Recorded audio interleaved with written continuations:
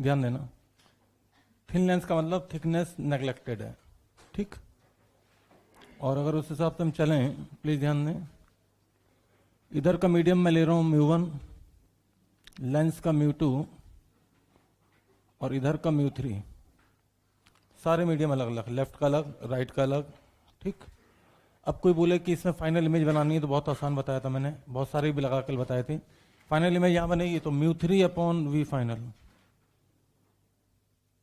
Minus μ1 upon U, सही है, कोई दिक्कत तो नहीं। बराबर फिर वो रेलगाड़ी थी, रेलगाड़ी का मतलब ये रेडियस ऑफ कर्वेचर R1 या R2, तो डेफिनेटली फिर मैं लिख सकता हूं यहां पे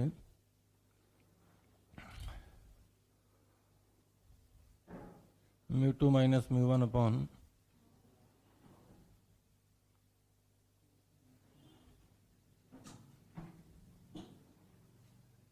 सही है, कोई दिक्कत। तो यार ये फार्मूला तो मान के चलो कि सबसे बेस्ट है, जब जरूरत हो और दोनों तरफ के मीडियम सेम हो जाएं तो सेम कर दो, ठीक। तो इससे तो सारे सवाल हो जाते हैं, सारे सवाल लेंस के। भाई ज्यादा से ज्यादा क्या करेगा, लेफ्ट का मीडियम अलग, राइट का अलग, लेंस का अलग, ठीक। अब इसी में मैं कुछ चीजें और ले लेता हूं, ध्यान देना भाई।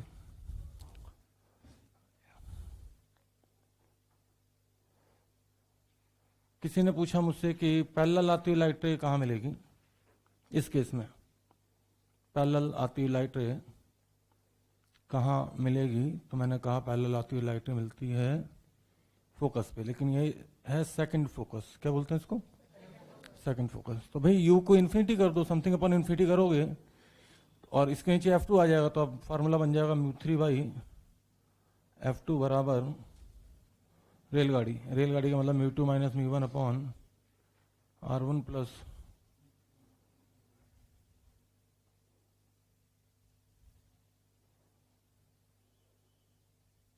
जिंदगी झंड हो गई है और कुछ नहीं, सही। अब किसी ने कहा कि यार पैरेलल कहां से लाइट रे डालें ताकि पैरेलल हो जाए, तो ऐसी चीज को हम बोलते हैं फर्स्ट फोकस, ठीक। मतलब अगर यहां से लाइट रे ऑब्जेक्ट यहां पे रख देंगे तो यहां से लाइट रे चल के, तो अब की बार इमेज बन रही इन्फिनिटी पे ना, तो इसको इन्फिनिटी कर दो। अच्छा मीडियम दोनों तरफ मैंने μ1 μ2 और μ3, ठीक। तो यार अगर मैं ये देखूं कि इसको इन्फिनिटी कर दूं और ऑब्जेक्ट की डिस्टेंस को माइनस F1 डाल दूं, माइनस यहाँ पे, तो माइनस माइनस प्लस हो जाएगा और ये हो जाएगा μ1 बाई F1 बराबर ये पूरी रेलगाड़ी, कोई दिक्कत, सही है, कोई दिक्कत तो नहीं। अब यहां से किसी ने मुझसे कहा कि सर फर्स्ट फोकस और सेकंड फोकस सेम होता है, ऐसे ही पढ़ाते हैं लोग, तो नहीं, फर्स्ट फोकल लेंथ और सेकंड फोकल लेंथ केवल तब सेम होती है दोनों तरफ के मीडियम, यहां पे अगर मैं इन दोनों को कंपेयर करूं तो साफ दिख रहा है मुझे कि μ3 अपॉन F2 बराबर μ1 अपॉन F1, सही है। हाँ मैं मानता हूं कि अगर μ1 और μ3 इक्वल कर दिया जाए, सच में चक्कर आ रहा है यार ना,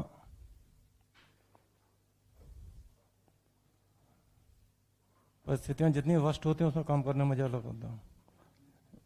कभी भी देखना, बुखार हुआ तो क्लास होगी,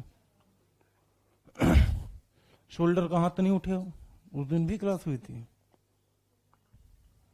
इतना ही उठ रहा था पहले दिन तो क्लास होगी। अगर दोनों सेम हो जाएं तो डेफिनेटली फिर उस समय बोल सकता हूं कि F1 बराबर F2 बराबर F, कोई दिक्कत, सही है। अच्छा हमने फार्मूला पढ़ा था 1/v बराबर 1/v माइनस 1/u बराबर 1/f, हाँ है ना, वो भी तभी लगता है जब दोनों तरफ का मीडियम क्या हो, सेम हो। देख सकते हो आप, अगर मैं इस फार्मूले को 1 को और इसको कंपेयर कर दूं 2 को, सिर्फ लेफ्ट पार्ट 1 और 2 को कंपेयर कर दूं लेफ्ट पार्ट, है ना, तो सीधे मुझे दिख रहा μ3 by V final minus μ1 by U बराबर μ3 बाई F2। हाँ ये फार्मूला सही हो जाएगा अगर मैं μ1 और μ3 एक बार फिर से बराबर ले लूं μs के, तो ये कट जाएगा और फिर अब फार्मूला देखिएगा 1/v माइनस 1/u बराबर 1/f, क्योंकि F2 को फिर मैं f लिख सकता हूं, ठीक। तो बहुत सारे लोगों को नहीं लगता कि फार्मूला हर जगह वैलिड नहीं है, लेकिन बता दूं तो ये फार्मूला केवल और केवल तब वैलिड है दोनों तरफ का मीडियम क्या हो, सेम। भले ही दोनों तरफ पानी हो, भले ही दोनों तरफ तेल हो, कुछ भी हो, लेकिन मीडियम सेम होना चाहिए। सही है। भाई ध्यान दें, जेई एडवांस में सवाल आया है 2003 में, आया था सब्जेक्टिव। ये सीधे सीधे इन्होंने दोनों रेडियस को सेम किया, दोनों आर, प्लीज ध्यान दें, और पूछ लिया कि भाई इधर म्यू1 था, इधर म्यू2 था और इधर म्यू3 था, कि पैरेलल आती हुई लाइट रे कहाँ मिलेगी। तो मैंने कहा यार ये तो मैंने कॉपी में ही कराया है, बस बच्चे को कहाँ दिमाग लगाना था कि जो R1 है ना इसको भी R रख देना था, ध्यान दे सामने, और ये R2 था इसको भी R, और R रखते ही म्यू2 वाला कट जाएगा, देखा, और ये हो जाएगा μ3/f2 बराबर μ3 माइनस μ1/r, और f2 की वैल्यू आ जाएगी सीधे μ3r अपॉन μ3 माइनस μ1। कोई दिक्कत? ठीक, ध्यान दीजिएगा एक बार फिर से। अब इस फार्मूले में चेंज कर रहे हैं 2 में एक काम करते हैं कि दोनों तरफ मीडियम सेम रख देते हैं। इन इक्वेशन 2 μ1 μ3 बराबर कर देते हैं μs के, और μ2 को दे देते हैं म्यू नाम, है ना, कोई दिक्कत? तो अगर ऐसा करें तो फिर डेफिनेटली फोकल लेंथ तो सेम हो जाएगी।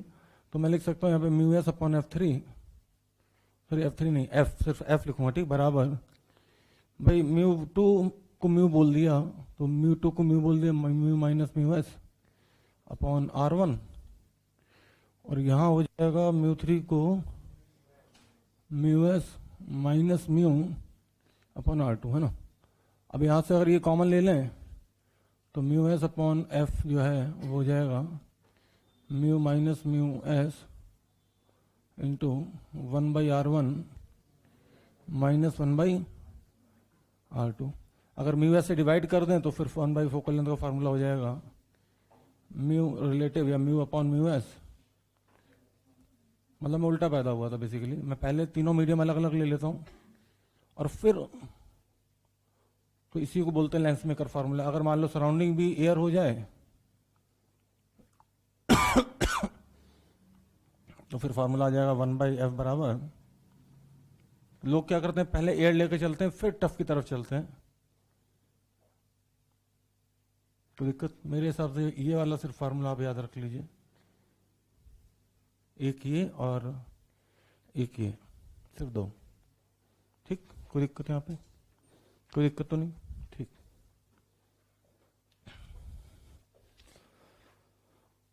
फर्स्ट फोकस कौन सा? जहां से चलने के बाद लाइट रे पैरेलल हो जाए, और सेकंड जहां से पैरेलल आती हुई लाइट रे जहां मिले वो सेकंड फोकस। मिले या मिलती हुई प्रतीत हो, मिले या मिलती हुई प्रतीत हो। अच्छा, कॉन्वेक्स के केस में f2 इधर पड़ेगा और f1 इधर, लेकिन ये कॉनकेव होता तो कॉनकेव फोकल लेंथ माइनस होती है, तो माइनस का मतलब है कि लेफ्ट वाला राइट और राइट वाला, कहने का मतलब कोई कहे कि ये कॉनकेव है, ध्यान दीजिएगा। और इस पर मैं पैरेलल लाइट डालूं तो बेसिकली ये कन्वर्स तो करता नहीं, डाइवर्स करता है, तो लाइट ऐसे हो जाएगी, है ना।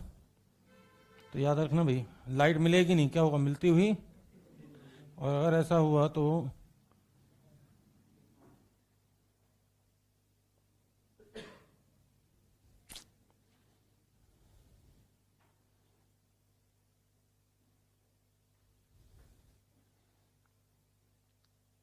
f1 f2 इधर बनेगा, समझ गए? कहने मतलब इसमें जो f2 इधर बनता था ना वो इसमें f2 इधर, क्योंकि कॉनकेव की फोकल लेंथ कैसी होती है भैया, निगेटिव, और कॉन्वेक्स की पॉजिटिव होती है, ठीक। ठीक है ना, नोट कर दो फटाक से।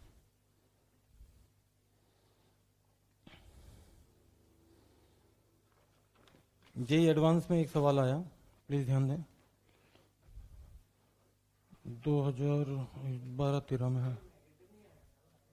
कहाँ वो u की वैल्यू माइनस में माइनस f1 डाली है ना साइन के साथ, हाँ, तो सिर्फ मैग्नीट्यूड, हाँ माइनस f1 इसीलिए, तो ठीक।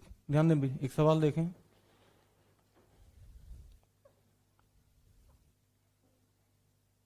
बोर्ड में बहुत सारी जगह है। तो इन्होंने क्या किया, एडवांस वालों ने एक लेंस ऐसे लगा दिया,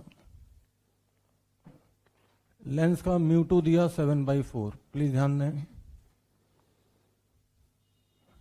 और ये दिया म्यू1 1, और नीचे भर दिया पानी। पानी का मतलब यहाँ पे म्यू3 की वैल्यू है 4/3। ठीक, ऑब्जेक्ट को रखा है 24 सेंटीमीटर पे,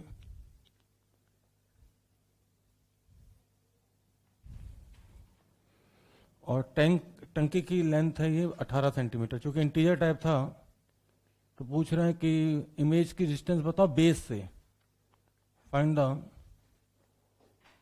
position of final image from the base of tank.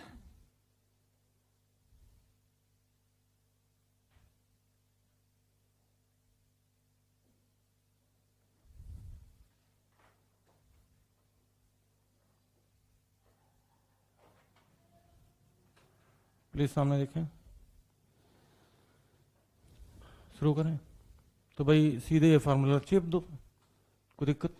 अच्छा, फ्लैट सरफेस का आर होता है इनफाइनाइट, है ना, तो भैया इसमें मैं लिखूंगा म्यू3 मतलब 4/3 upon we final minus 1 upon -24 बराबर 7/4 minus 1 upon radius of curvature दी रखी थी 6, कितनी 6, तो अपॉन 6, और दूसरे का आगे 0 आ जाएगा, बताओ क्यों, क्योंकि समथिंग अपन, तो यहाँ से वी फाइनल आएगा आपका +16, लेकिन आंसर था 8 2, आंसर 2 क्यों था पता है, बेस से पूछ लिया, तो यहाँ से 16 तो नीचे से 2, कोई दिक्कत, कोई दिक्कत, ठीक, ध्यान दे भाई। अब कुछ आसान से सवाल,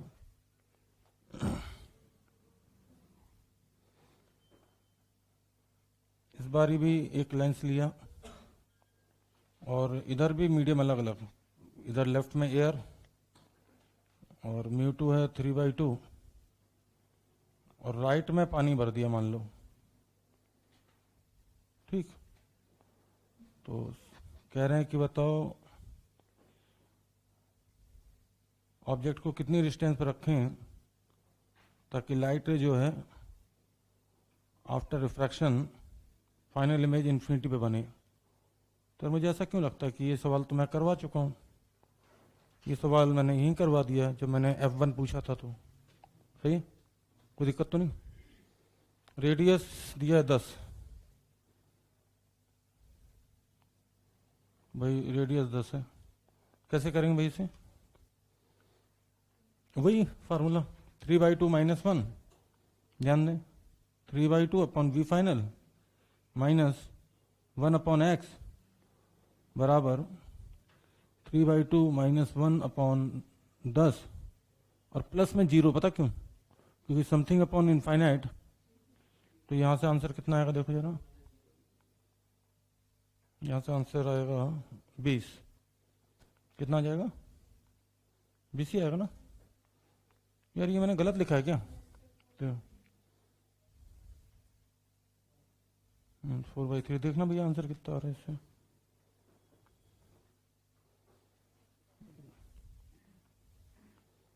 ये मैंने पूरी गलत लिखा है, उनका क्यों, फाइनल इमेज कहाँ बननी थी भैया, इन्फिनिटी बना, तो इन्फिनिटी यहाँ नहीं आएगा यहाँ पे, तो v final infinity, v final infinity है तो ये इन्फिनिटी हो गया है ना, समथिंग अपॉन इन्फिनिटी 0, और ये माइनस और माइनस x, तो आंसर आ जाएगा 20, कोई दिक्कत तो नहीं। फिर एक और सवाल, ध्यान दे भाई, इस बार एक प्लेन मिरर यहां लगा दिया, क्या लगा दिया, ये प्लेन मिरर है भैया, प्लीज ध्यान दें, नोट बाद में कर लेना, सवाल वही सोच नहीं,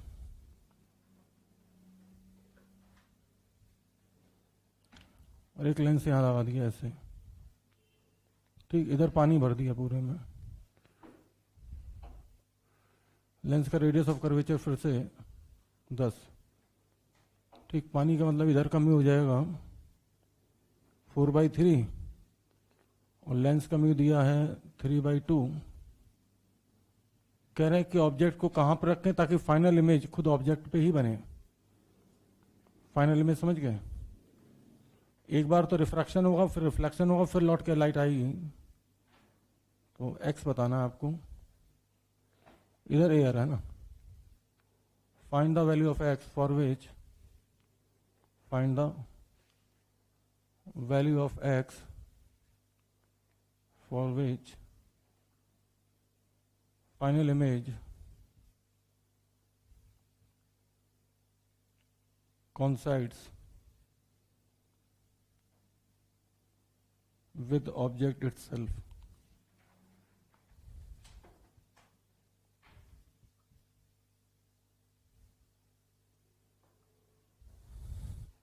सवाल और ये सवाल अलग अलग है, लेकिन मेरे हिसाब से सेम है। फाइनल इमेज अगर ऑब्जेक्ट बनानी है तो इसका मतलब है कि रिफ्लेक्शन 90 डिग्री पे होना चाहिए, तभी पथ रिट्रेस होगा। और रिफ्लेक्शन 90 डिग्री पे होना इसका मतलब कि कुछ ऐसा फोटो होना चाहिए, सही है। और अगर ऐसा है तो फिर एक्स की वैल्यू तो मैं पहले ही निकाल चुका हूं। तो आंसर है 20 सेंटीमीटर। कोई दिक्कत तो नहीं भाई? फाइनल इमेज ऑब्जेक्ट पे बनानी तुम्हें, तो मैंने कहा था कि भाई लाइट जिस पास से जाए उसी पास से लौटे, और ये तभी हो सकता है जब यहाँ पे इन्फिनिटी बने और इन्फिनिटी से टकरा कर फिर ऐसे वापस आ जाए। ठीक, कोई दिक्कत? चलिए भाई, अभी भी बहुत सारी जगह है मेरे पास, आगे बढ़े। तो एक और सवाल ध्यान देना भाई।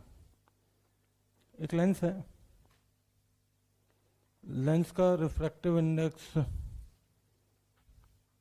3/2 ले रहा है ना। ठीक, इसकी फोकल लेंथ कैलकुलेट करनी है जब सराउंडिंग मीडियम है।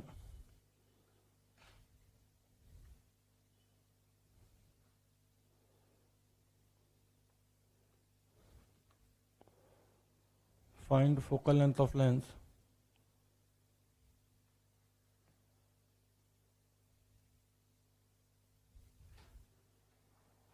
वन,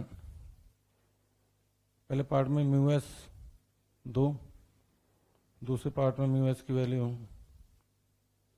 1.5, तीसरे पार्ट में म्यू एस की वैल्यू है म्यू एस 1 ले लो पहले, 1, 1.5, फिर म्यू एस 2 और फिर म्यू एस की वैल्यू है 2.5।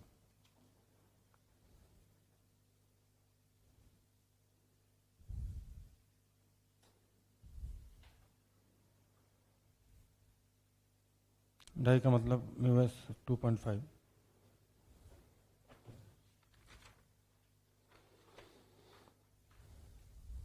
लेंस की पावर का फॉर्मूला पता है क्या? 1/f तो तब होती है जब सराउंडिंग मीडियम क्या हो, एयर। यूनिट तो पता ही होगी, तो पावर एयर में होती है 1/f इन मीटर, है ना, या फिर 100/f इन सेंटीमीटर। किसी और मीडियम में पूछे तो हाँ, तो म्यू एस आ जाएगा ऊपर। तो म्यू एस अपॉन एस का मतलब सराउंडिंग मीडियम है ना, F in metre. Unit dioptre, unit पता ना भाई सबको कितने होते हैं? डायोप्टर बोलते हैं इसे, पावर की यूनिट को डी।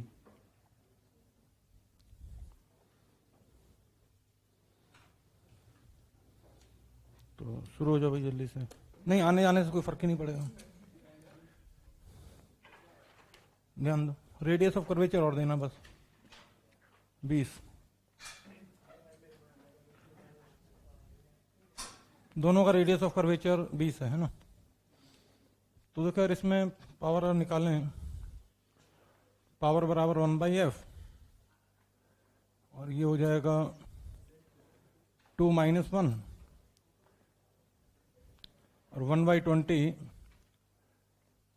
माइनस ऑफ -20 करेंगे तो 2/20। देखो कितनी आ रही भाई फोकल लेंथ, फोकल लेंथ आएगी इसमें +10। ठीक है भाई, बातें नहीं। दूसरा और तीसरा निकालो जरा।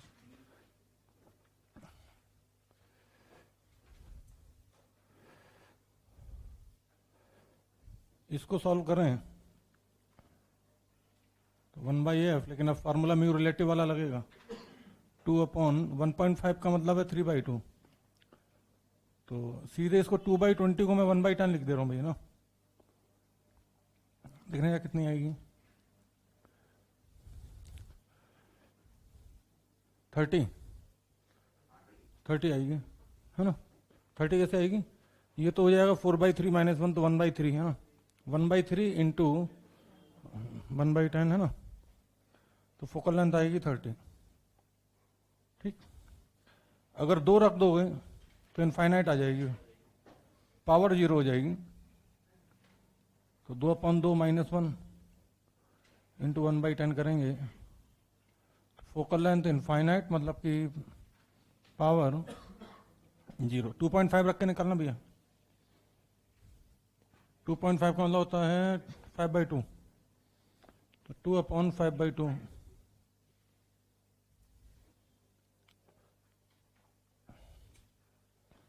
तो तुम्हारे हिसाब से सवाल है, लेकिन मेरे हिसाब से यहाँ पे मैं कुछ सीखा हूं इससे।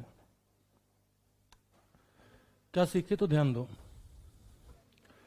अगर सराउंडिंग मीडियम अगर एयर है तो फोकल लेंथ 10, लेकिन सराउंडिंग मीडियम एयर तो नहीं है लेकिन कोई और मीडियम है, लेकिन लेंस के मीडियम से छोटा है, तो फोकल लेंथ बढ़ गई लेकिन नेचर चेंज नहीं हुआ। कहना मतलब प्लस थी फोकल लेंथ एयर में, प्लस ही रही, मतलब कॉन्वेक्स है तो कॉन्वेक्स जैसे ही रहा। ठीक, नेचर चेंज नहीं हुआ। जब मैंने म्यू की वैल्यू 2 रखी, कहने मतलब लेंस और सराउंडिंग सेम हो गई, तो फोकल लेंथ हो गई इनफाइनाइट। क्यों, पानी के अंदर हो, किसी को कह रहा चश्मा पहना लो, पानी में चश्मा बना दिया, लो पहन लो, तो क्या ऐसे कोई चीज कन्वर्ज या डाइवर्ज कर पाएगी? क्योंकि इधर भी मीडियम सेम, इधर भी सेम, इधर भी सेम, तीनों मीडियम अगर सेम है तो कन्वर्जिंग या डाइवर्जिंग नहीं हो सकता, कोई दिक्कत तो नहीं। लेकिन जैसे ही मैंने म्यू की वैल्यू लेंस के मीडियम से ज्यादा रखी, 2.5, लेंस का नेचर भी चेंज हो गया। फोकल लेंथ तो बढ़ी, साथ में लेंस का नेचर भी चेंज हो गया। तो कहने का मतलब मैं यहाँ पे एक चीज लिख सकता हूं कि अगर सराउंडिंग मीडियम लेंस के मीडियम से कम है, μs is less than μl, लेकिन एयर नहीं है, कुछ और मीडियम है, तो मैं कहूंगा कि focal length increases, power decreases, nature does not change. हाँ या ना, नेचर डज नॉट चेंज। लेकिन वही अगर सराउंडिंग मीडियम से ज्यादा है μs, तो नेचर चेंज हो गया, मतलब कि जो कॉन्वेक्स है वो कॉन्केव की तरह बिहेव करने लगा और कॉन्केव कॉन्वेक्स से। फोकल लेंथ का मैग्नीट्यूड तो बढ़ा ही, पावर का मैग्नीट्यूड घटा, लेकिन साथ में जो कॉन्वेक्स लेंस था मेरा वो कॉन्केव की तरह बिहेव करने लगा, या कॉन्केव होता तो फिर कॉन्वेक्स की तरह बिहेव करता। ठीक, तो इस सवाल का फायदा ये होता है कि सवाल भी हो जाता है और साथ में कंसेप्ट भी समझ में आ जाता है बच्चों को आराम से। Nature of lens also changes.